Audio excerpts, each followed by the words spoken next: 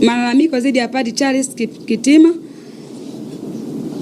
inalenga kwa uzito mwenendo wa Padre Charles Kitima, Katibu Mkuu wa Baraza la Maaskofu Tanzania TIC.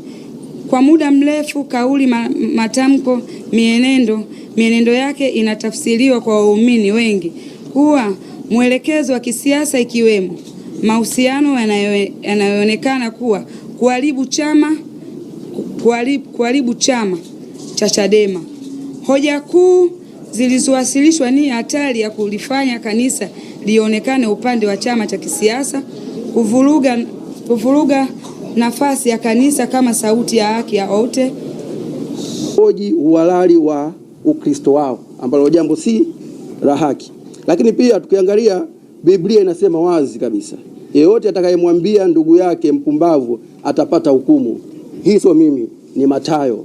Ukifungua Mathayo 5 mstari wa 22 unasema hivyo. Lakini sio Mathayo tu, Canon Law inasisitiza, kanoni ya 220, heshima na utu wa waumini lazima vilindwe. Lakini kanoni ya 386, askofu awajibike kulinda mahubiri dhidi ya matumizi. Askofu awajibike kulinda mahubiri dhidi ya matumizi mabaya.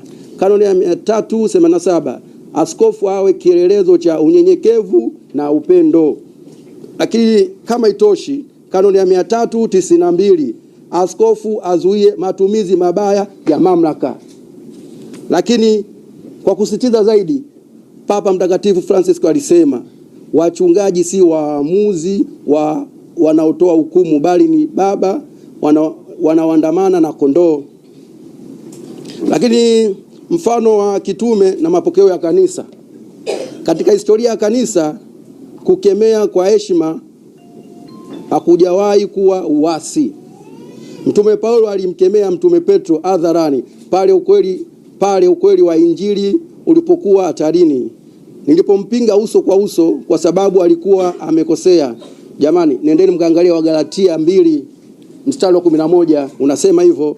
Lakini pia Mtakatifu Gregori Mkuu aliandika, mchungaji anapojivuna ndiye anayeliunda kundi. Lakini pia hatua iliyochukuliwa na maana yake. Kwa kuzingatia hoja zetu hizo, waumini zaidi sisi hapa ya 120, nafikiri wote mmeona nyuma, tumeambatana nao, tumetoka parokia mbalimbali wamefikisha swala hili kwa Papa Leo wa 16 kwa utaratibu halali wa kikanisa. Kama mlivyoona asubuhi tumeanzia pale. Lakini hatua hii ina maana moja kuu: kanisa ni la waumini, si mali ya mtu mmoja, si cheo wala sio taasisi ya mtu mmoja. Lakini wito kwa jamii. Sasa sisi wa Katoliki, baadhi yetu, wito wetu kwa jamii, tunatoa wito mzito kwa jamii na waumini wote. Jamii itambue kuwa haki ya waumini kudai wajibikaji ni sehemu ya uhai wa kanisa. Waumini wasitishwe wala kubezwa kwa kutumia haki zao za kikanuni. Viongozi wa kanisa wakumbuke kuwa mamlaka ya kiroho ni huduma, si silaha ya vitisho. Madhabahu yabaki kuwa mahala pa Injili, si jukwaa la matusi. Kanisa libaki kuwa sauti ya haki, amani na umoja, si muhimili wa siasa za vyama. Tuelewane hapa. Kanisa libaki kuwa sauti ya haki, amani na umoja, si muhimili wa siasa za vyama. Kanisa linapojisahau, waumini ulikumbusha. Na ndio maana sisi tunachokifanya sasa hivi, aidha kama viongozi wetu walijisahau, tunawakumbusha kwamba wasikae kwenye mlengo wa siasa wa chama kimoja.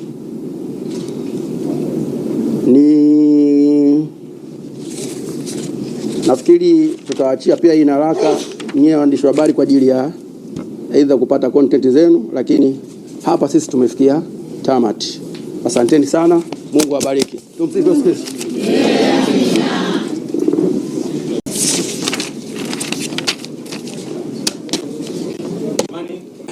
Ndugu waandishi wa habari, kama kuna mwenye swali, ufafanuzi, kama kuna kitu haujaelewa, unaweza ukauliza kisha husika watajibu. Sawa sawa.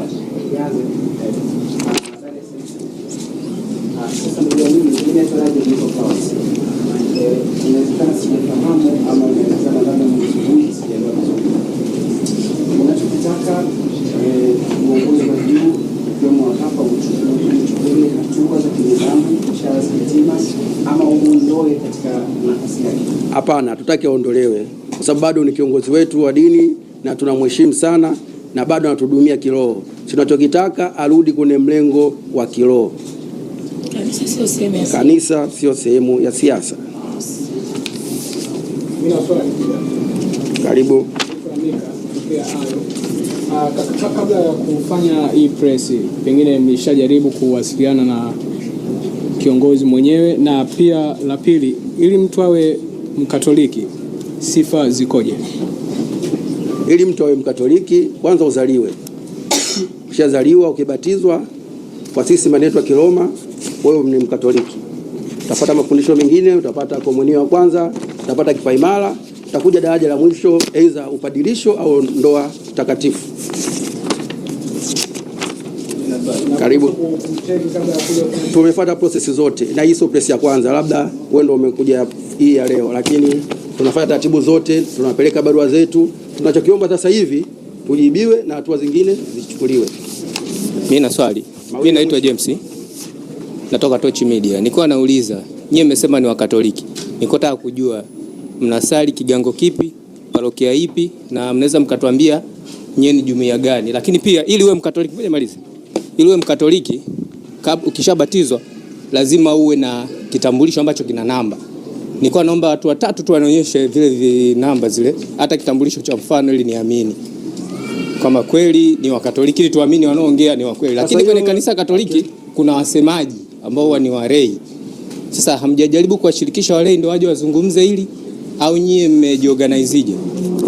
Nimekuelewa. Swali la kwanza kwamba unauliza Katoliki vitambulisho.